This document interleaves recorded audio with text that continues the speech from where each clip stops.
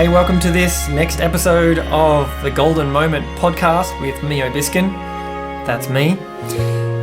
Today I had a really great conversation with Emily Ulman. Emily is a booking agent. She books for many major venues in Melbourne and music festivals. She's also a singer-songwriter, which is how I got to know her. She was one of the first people I met when I moved to Melbourne, or just before I moved to Melbourne actually, to pursue my own music career. And she's an amazing, beautiful songwriter. She's a great person. And in this conversation, we covered a number of the roles that music can play in your life, even if it doesn't become the number one thing that you pursue. We talked about what a booking agent is looking for. So if you're a musician, you'll want to know what those key things are. And we also talked about a number of key things that you can do as an artist to put on better events, and what it takes to become a booking agent, but ultimately what it takes to become successful in any field. So Emily shared sort of her approach to when she got started in booking, and she was very open to trying new things. She was ambitious. She said yes to lots of things, and from watching her career as a booking agent, kind of her ascendancy in that world really has been through a lot of her tenacity and also her personability, like you'll see. But so there's some really interesting things in this conversation. I really enjoyed it, and I expect you will too. So without any further delay, here is Emily Ulman. I'm here with Emily Ulman. How are you, Emily? I'm great. It's Wednesday, sort of mid-morning, so I've had a cup of tea. Yep. I'm ready to start the day. It's nice to see you. Yeah, it's really great to see you too. Yeah. And so we were just talking about how we've actually known each other for almost 20 years now through music. I first met you when you were performing. So you're a singer-songwriter, you create events, you're a booking agent. I'm sure you're about 9 other things that I don't know about yet. You're a Bulldog supporter. Yeah, I was going to say, that's the only one that really needs to be made mention of. Yeah. Okay, cool. Yeah, it's an important part of the fabric of who I am. Yeah, great, cool. And so this conversation, we might meander through a few of those topics and just see where it ends up. Great. So maybe let's start with music, your own, songwriting and performing, because I suppose that kind of led you into all the other things you do because of your passion for music. So where did that sort of start for you? Do you remember your first songs and how that all came to be? Yeah, I mean, I remember my first ever songs as sort of like a 7-year-old about roller skating and bubblegum and those sorts of things. I still sing them with my family. But yeah, I've always written. It took me until I was about 18 to perform live. And and so I've released 3 albums and an EP. The EP I don't always admit to, but it's there. Yeah, I've got one of those. It's like the bastard child that you admit to it sometimes, but I guess and then at some stage in amongst all of that, I started working behind the scenes in the industry booking. I got my start at the Prince of Wales, and there was sort of a definite moment for me where I really did make that decision that music wasn't going to be my full-time thing, and that I absolutely love it, and I still write to this day, and I still record and I perform and do all the things. But I just didn't feel like I was going to commit to full-time touring and go down that path. So I still think about that sort of line in the sand moment. But my achievements have been vast and varied. So So it's definitely a big part of who I am. And I don't actually know that I'd be sort of functioning as well as I do without that creative outlet. Like it's a really important part of how, I get through, and in terms of like mental health and expressing things and processing and like all musicians, I suppose. But it just feels incredibly important to this day, whether or not sort of like the ambition is there or not. Yeah. Yeah. Well, I'd love to hear more about that, because I think that's something that doesn't get talked about very much, just in our culture widely, that music and art and drawing or having some creative expression, it actually is so cathartic, and it helps you to process things. Like, I guess that's why there's art therapy and all of those things. But what do you find you get from having creativity and art playing that role in your life? Like, what does it allow you to do? It's a really great question, because it's so intrinsic and it's so inherent that I can't disassociate from having that outlet and not having that outlet. But I do know that the way I feel, when other people maybe cook or go for a run or, I don't know, do any of their whatever, paint, craft, do collages, buy sneakers. I don't know. People find, catharsis in all sorts of ways. But for me, it's just, guitar in hand, pen to paper. And a lot of what I write is probably rubbish and will never sort of be heard. But I kind of like have anxiety, I suppose. And so, it's sort of a necessary thing for me. I know people use exercise and other other outlets that I've just mentioned. But like for me, it's just sort of, it's way that I stay on course and don't feel too overwhelmed or anxious. Yeah. Yeah. Cool. Yeah. I've often wondered what other people do to sort of calm things down and recenter or whatever. I find it's. Yeah. Sorry, go ahead. Oh, no, you go. I'm the same. But I know everybody has their outlet. Like I know everybody, whether it be reading a book or listening to a podcast or going to the footy and yelling, which I do as well. Like I know that there's, there's all manners of therapy that we find in things. Yeah. Yeah. For me, I think one of the things that works about it is just the self-connection, like just sort of everything else sort of disappears and I get to experience my inner world and whatever's happening. And I've had this experience like a number of times before I got more serious about songwriting, that I played guitar all through my teens and whatever. And then any time where I kind of left it for a while, like 3 months, 6 months or something, and I'd kind of feel weird, I'd feel out of sorts and I wouldn't know why. And then I would pick up the guitar and play, and I wouldn't even really, like an hour later, I'd be like, I feel really good. And it took me a while to connect the two things, that, maybe there's something to this. And as much as I was trying to push it away or avoid it or whatever, at some point I kind of had to acknowledge and embrace it and go, this is something that's really important for my mental health and well-being and all that. Absolutely. And that sort of ties in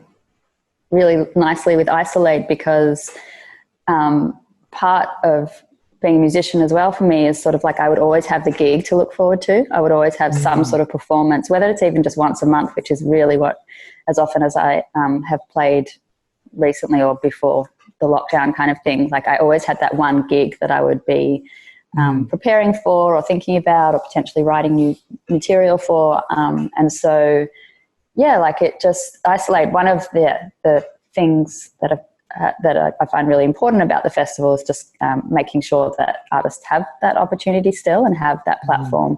And the feedback that I've received from the artists is exactly that they feel like they have the show to look forward to and to practice for and to set up their space, because obviously they're going live, and sort of like making sure that their stage dressing, is all set up. And so, sort of just like it has been kind of a bit of a mental health or like a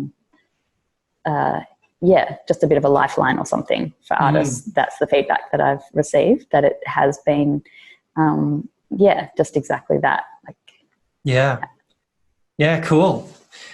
For people who don't know about Isol-Aid, what you're talking about here, maybe give us a little bit of a rundown of what it is. Yeah. How it works.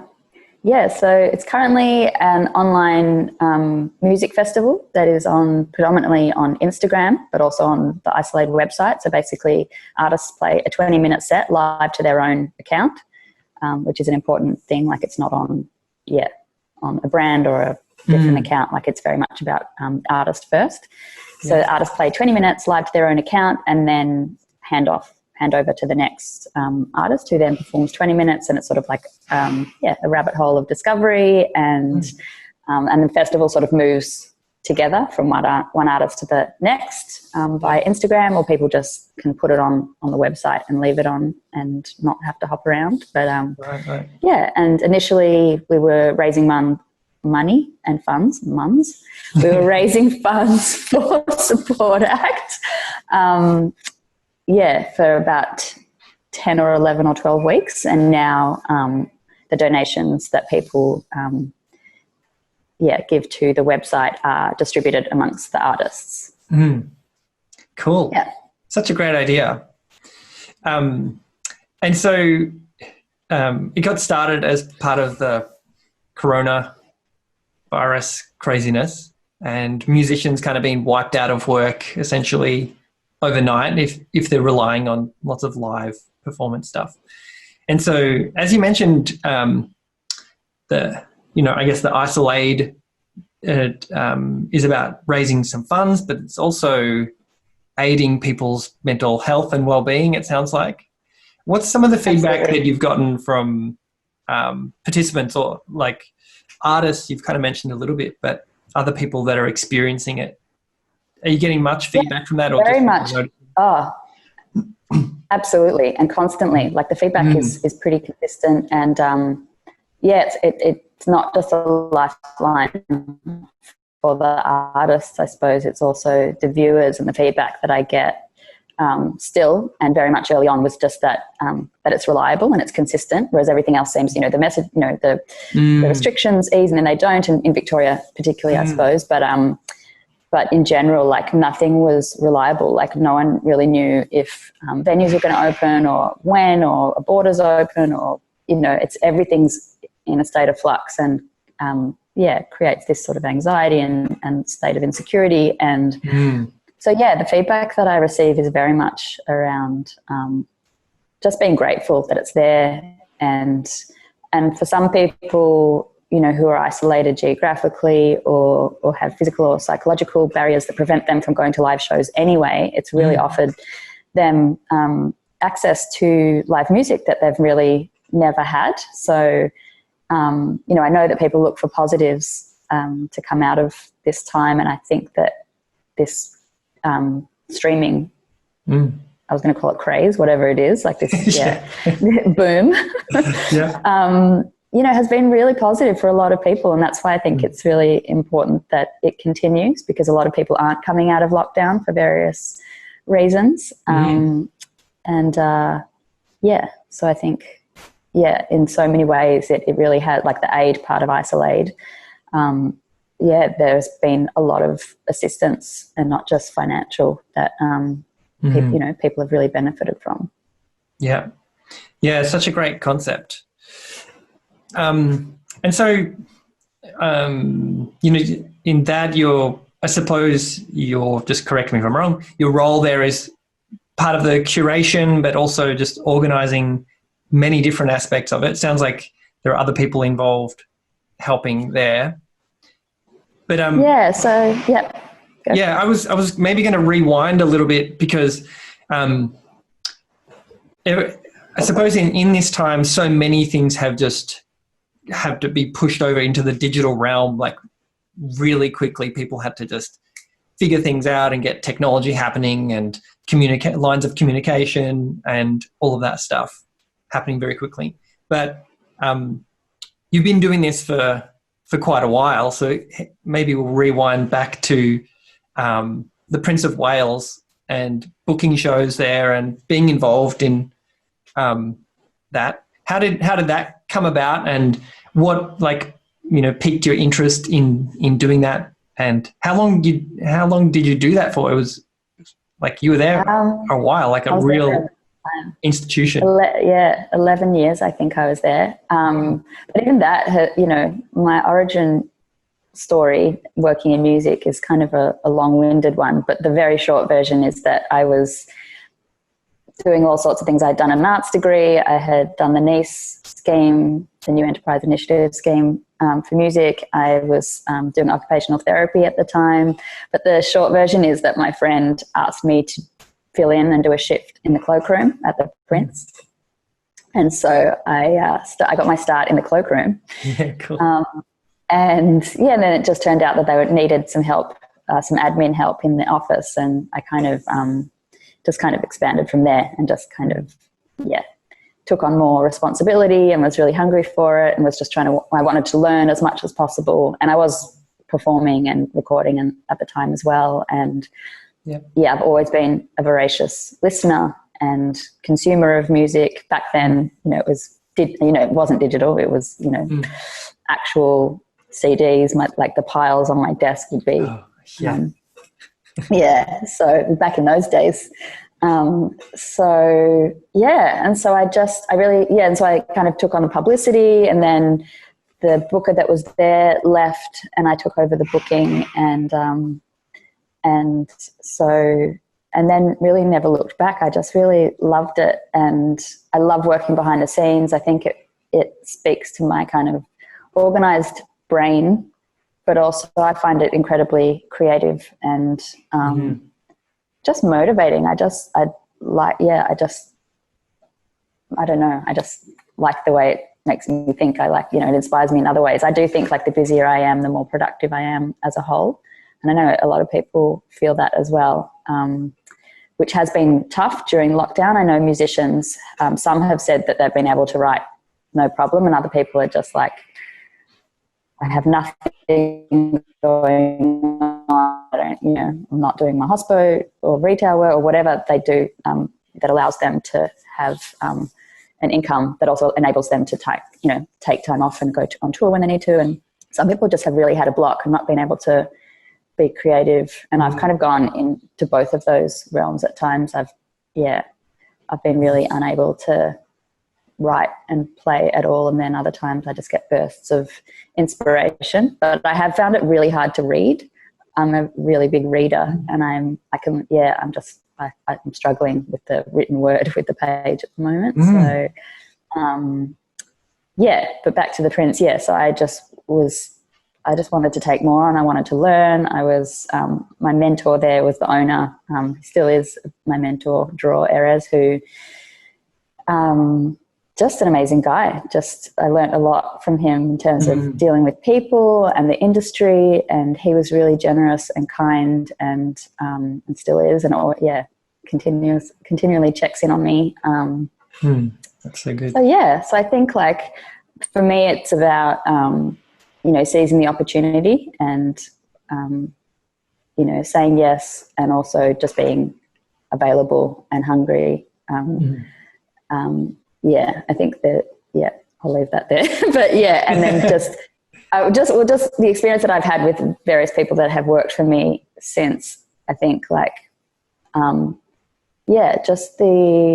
it's just changed a bit, the attitude towards sort of taking things on and sort of having initiative and all of those things. Like I just wanted to do everything. I would work for free. I would do the door. I would sell merch. I would put up posters. Like I just wanted to be across everything. And and I guess Isol-Aid in a lot of ways has kind of brought all of those skills and learnings together. And and as far as the beginning part of the question, I guess like I oversee everything. There are other people involved, but I'm the director, I suppose, or whatever the title is, the isolator. And isolator, bringing everyone together. Exactly. A connector. But so I'm kind of, I'm meeting with the digital marketing, talking to Sebi about the artwork, doing the programming, kind of, there's lots of different things that go into, you know, making it work. The merch. Yeah. But it's predominantly volunteer still. There's no funding. So that's like, that takes up a lot of my brain space at the moment, just trying to work out how to get some money to pay people. Yeah. So many different skill sets in there. And it sounds like just having that hunger to sort of be involved. And another thing that also comes through in that is just being up for anything, like trying stuff. Just, hey, we're going to do this thing. Oh, I'll have a go at that. Do you feel like that's been a really important part of your character trait? I think so. I think that runs, through a lot of my life, not just work. That I'm, definitely up for that. And I think just social causes. I think just thinking about the musical community and the music landscape, and that it's sort of bigger than the sum of its parts even. Like, I just think, you know, it's critical this particular time, and the fact that it's the only time in my life, and that it feels completely like, you know, that everybody, like, that there's this global understanding because we're all in exactly the same situation, and there's, you know, it's like the greatest equalizer. Like, it doesn't matter who you are, where you live, what you own, what you do. Like, we all understand it. It's the virus or the pandemic or the, you know, we're all susceptible. And so it just feels important. And also, like, how often musicians come to the aid and the rescue of the community in other ways. And you know, and it just feels like it's our turn. That's true. It's our turn. And in the world of, so I'm just sort of thinking about, you know, who might listen to this, and it could be someone who's interested in getting into doing more, you know, music booking or something like that, but also obviously from an artist perspective,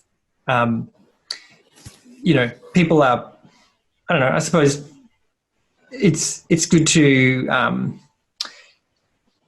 have you be able to answer questions that go through artists' minds. So what are like, and you've probably answered these a million times, so you've probably got like yes and no, and I never tire of it, because I think community, and I mentor and I do all sorts of things. Like, I will always have that coffee and have that chat.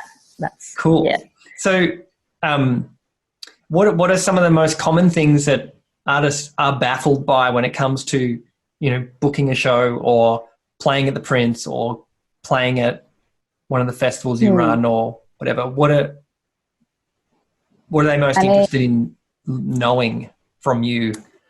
I guess, like, how to get a gig as a musician. Like, that's, you know, I don't know how what level of artists we're talking about here, but just, I guess, as emerging middle stage that might not have representation or a booking agent or management or anything, you know, that can be, you know, confusing and overwhelming. But I think it'll always come back to community for me. Like, I think you need to have some sort of, musical community around you, other, you know, musician peers, people who are, you know, who you can organise a gig with. Like, if you go to a venue, like, if you make sense of the venue, the style of the venue, the nights that they have live music, you know, I know that this is very theoretical, especially now during lockdown, but, you know, potentially, like, not approaching Cherry on a Wednesday because that's their alt country night if you're a folk or whatever, like, just knowing the venue, knowing what they have on particular nights. But if you go to a particular venue and a booker saying, you know, these are the 3 bands that I want to play, you know, this is my band, these are the links, these are the bands that that I would love to put this night on with, this is our plan for media, whatever, you know, and poster, and you make it so easy for the booker. And I'm not saying that that's all the booker does. Like, of course, the booker will be chasing other leads and whatever. But if you make a case for your night and your, and then that becomes a really attractive proposition for the booker. Is one piece of advice. And also sort of not necessarily, depending on who your band is and what stage you're at, but not necessarily going after the Friday, Saturday, because if you play the Wednesday or the Thursday, if that's appropriate for the venue, and you prove yourself, then the Friday, Saturday will be a no-brainer next time. And because as everyone knows, like the weekend dates become like the holy grail and everybody goes after them. But in reality, there's less going on in the earlier nights of the week, and maybe it'll suit you to potentially play your first time in that venue. I don't know if this is helpful or not. It's super helpful. Okay. It is. Because some of this can sound very basic, or it can sound redundant or something like that. But a lot of artists, and me included in the past, when I was first booking gigs or whatever, I didn't know what I was doing. I was just reaching out and neither. Me neither. Yeah, that's why I feel like I can laugh sometimes at other people's emails, because that was me. I was the one who had no idea what I was doing. Yeah, for sure. And just saying like, "Hi, I'm Emily. Can I play at your venue?" Like, there's no harder email than that to answer. Because what do I do? What does a booker do with that? What do you do? Yeah, exactly. Your chart. Yeah, exactly. So, there are a few key things there that I'll extract. So, the first part you mentioned was like, just do your research, know the venue, know what's happening, know what nights different music's on or whatever. Then do some more of the work by putting together a lineup of your contemporaries or friends or whatever. Absolutely. If that's possible, then you'll increase your chances of being booked exponentially. The third thing you mentioned was promo. Like, tell me a bit about how you're going to promote the gig. I think that's something I just didn't put in emails like for years and years. I just expected, I'm going to do a gig and of course I'm going to promote it. But the venue probably wants to know, like, are you going to push this? Well, I guess that's one of the primary, boxes to tick. Are there people going to be in the room? Are you going to get people there, and how? So maybe sharing a bit about how you're going to promote it. Yeah. And then you also mentioned just make it really easy for the booker. Exactly. And the other thing I'll mention that is really attractive and enticing for a booker is if there's an excuse for the show. And it can be as tenuous as like Jim is going overseas, or it's Ali's birthday, or whatever it is. If there's like, it can be the most ridiculous, but it's like it's a hook for media, but it's also like an anchor that, rather than a gig for a gig's sake. But it might be a single launch or an album launch. But if you don't have those things in order or in the pipelines, then you can still find a cause, make it up. Happy Blue Day or something, whatever, doesn't matter. But if you have, like, that's also a really attractive thing for a booker, because it's just like, there's something that, in the Facebook event or on the posters or something, there's like a hook there that people are going to potentially resonate with. Yeah, right, cool.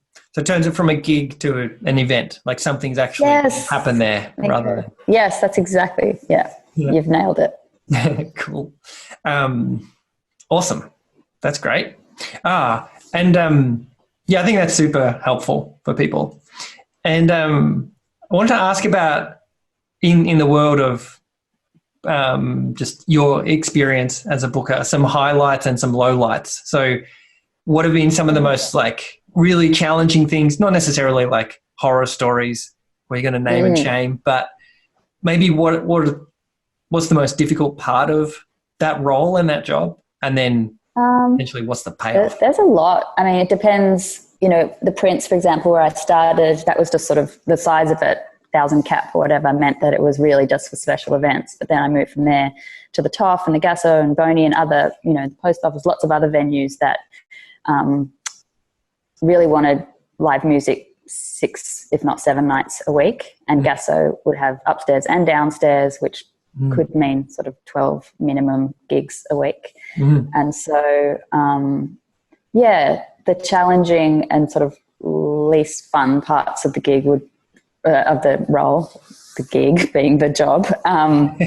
Would just be like, if it felt like a slog, if it felt like Tetris, or if it felt like just looking for content's sake, which is just never a good feeling. So, but I guess, the difficulty also is just often the headliner is doing the bulk of the work. And, I've been the support act a bunch of times and really done very little, invited people to the Facebook event, done a couple of posts, but really left the hard slog to the headliner. So just as a booker, and you can't really expect a lot more from artists because there often isn't a huge amount of money to be had. I mean, there's more if the effort's made, but just feeling sometimes like the job was chasing people for, to care, or just to kind of to invest in the gig, to actually try and make it work. So was that the question? Maybe I've just... Just the challenge of doing it. Yeah, there's definitely a challenge, but the rewards are so far greater that the challenges just become sort of not insignificant because they're annoying. but I've never, ever as a programmer or as a booker woken up pissed off or unhappy to work. Like that's probably an indication. They say find something you love and you'll never work a day in your life, or whatever that adage is. But it's true. Like Cool. I think working in music, if you find something that that you love doing is cool. Yeah. And everyone, it's so important to have really good people like yourself in all these different roles to make it work, or it just doesn't work. Like if it was that's an amazing left up to artists to figure everything out, they don't necessarily have all the skill sets to get it together. Well, that's exactly, and that's kind of the heartbreaking thing, that artists shouldn't have to. They're creative and talented and hardworking in other ways, and it kills me that then on top of that they have to then organize shows and do the management side and chase invoices and get posters to the venue and all the stuff. It's it's heartbreaking because artists shouldn't need to do all the admin side of it, but it's just the reality. And I guess you do the work so that at some stage, if and when you get the representation, you know what they have to do for you and what's involved, so you become sort of a better person to work with and more grateful. But also that's true. You can appreciate the support and what the other person's doing. And then maybe we'll finish on a bit of a highlight. If you can you recall, there's probably hundreds of these that you can recall where you've booked the show and then the show's happening and you're there, and I don't know, maybe that's not the highlight. Maybe it's a conversation. That's definitely a highlight. A booking, locking the show in is the rush of all Mount Rushmores. It's the... that part feels amazing. But there's definitely a sense of pride and accomplishment when you're at the show, it's happening, you've been there from the very first email or phone call or whatever it was to all the steps that go into putting a show on, which, are vast. And you're standing there and going holy shit, this is, I was part of making this happen. I really get that in a massive way with Brunswick Music Festival that I'm programming at the moment. I don't know why, but just this, I think probably because of the longer lead, it's an annual thing and I'm working on it for 8, 9, 10 months. And so there's just way, way, way more work and there's more involved. And then by the time it happens, I'm wow, this is just, goosebumps on goosebumps on goosebumps. Yeah, it must be a very gratifying experience to be walking down the street with everyone else with all this music blaring out, knowing you're an important part of it. Totally. And I shouldn't sort of overlook the crazy importance of everybody else that's involved. It's not just the booker. Like, there's essentially admin people and the venue managers and the production people and it ain't a one gal band, but Yeah, cool. That's great.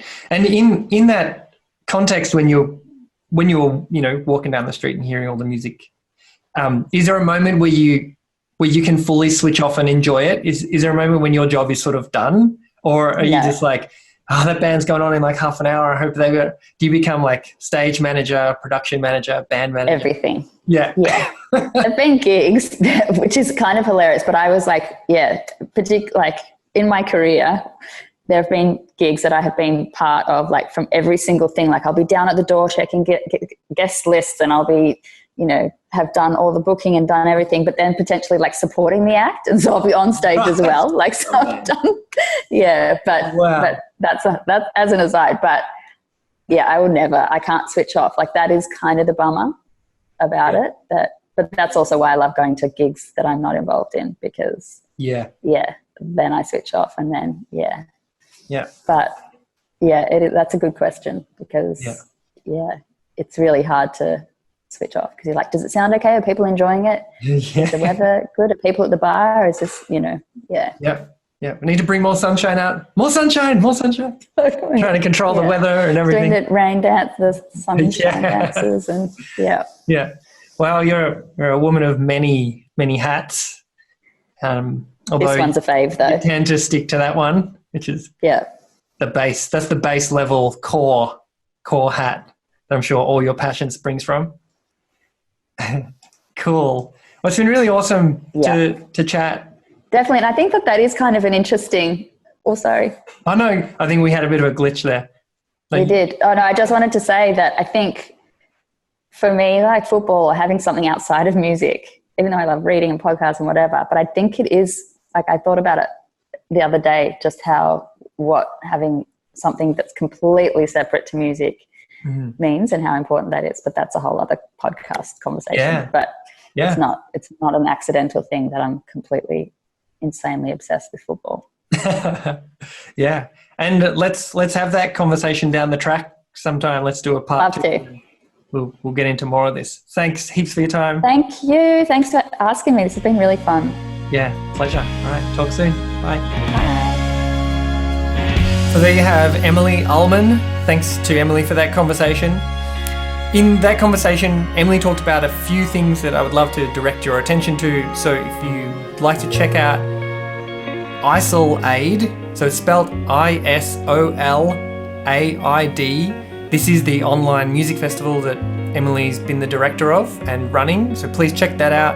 You can go to isolaidfestival.com, and any of the social media platforms, it's whatever the platform is, /Isol-Aid, to check that out. And there are a lot of amazing acts, international artists playing as part of that online festival.